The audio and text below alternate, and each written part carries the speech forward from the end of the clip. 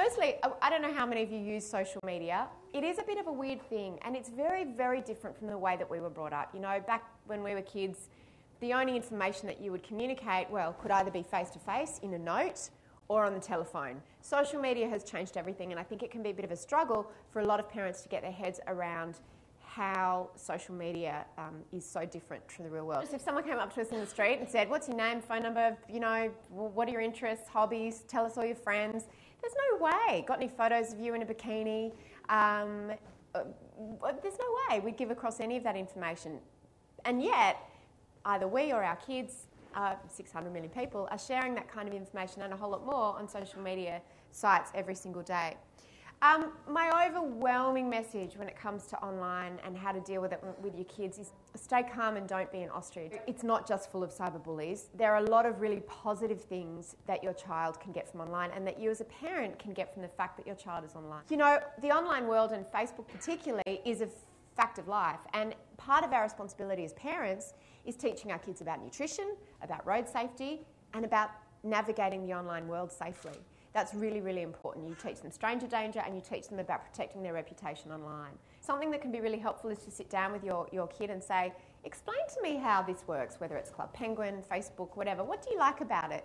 Show me how it works. And sometimes they'll really love this idea of being the teacher. Permission is power, because the most powerful position you will ever be in is when you let your child do something for the first time. They will be so desperate to do that thing and get that permission that they will agree to anything.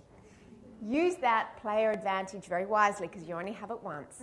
The first thing you need to do is negotiate the rules. Something that we did when my son first got his own laptop was that I drew up a contract and it outlined all the rules of the laptop. When my son first started on Facebook, and he said, oh, all my friends are on it. And I went, okay, let's see which friends are on it. So I said, right, let's do it now. And he was pretty shocked. But by setting up his page together, I could set the privacy settings myself. We could talk about what he could and couldn't post online, what details he could and couldn't share, and all of those things. Google your kids. This is crucial. It's as important as taking them to the dentist, buying them new shoes, getting them immunised. Google your kids. Do it once a month. And they can't accuse you of breaching their privacy, because the whole point is that anyone can Google you. President Barack Obama was giving a talk to college students, and one of them said, you know, Mr. President, if I want to be a president in the future, what's the best thing I can do? And he said, the best thing you can do is go home and delete your Facebook account.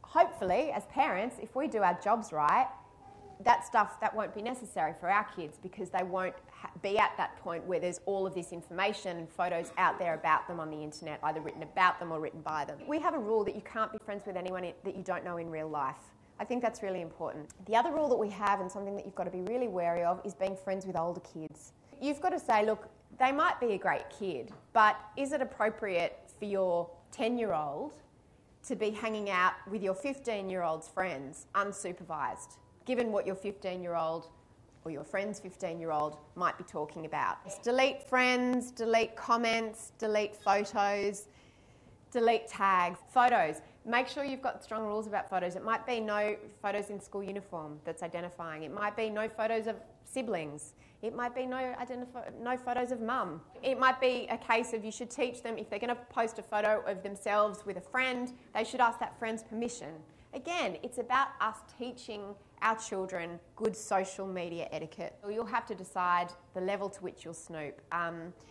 I think there's things like browser history. I think that's perfectly acceptable to be able to look in your child's browser history. Consequences are something that's really hard. We know that the consequence part of a child's brain takes until their early 20s to develop.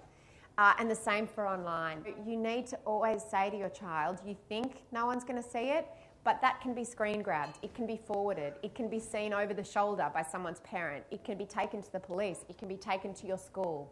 Instill fear.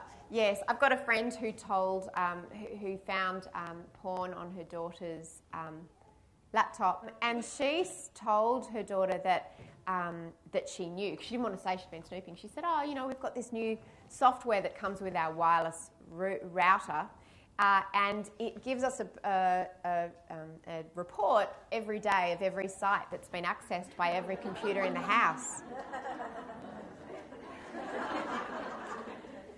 Not true, but they don't know that. So we don't want our kids to be the victims of bullying, but we also don't want our kids to be cyberbullies themselves, even though they didn't realise that forwarding a message or showing someone a message that was intended for someone else, it is a form of bullying, and it's a great, great way to educate both yourself as adults and kids about, you know, the different ways. That's onlooking. So when you see someone being cyberbullied, saying nothing, that's a type of bullying. Stay engaged. It's a bit like Joe's thing with follow-up. Stay engaged.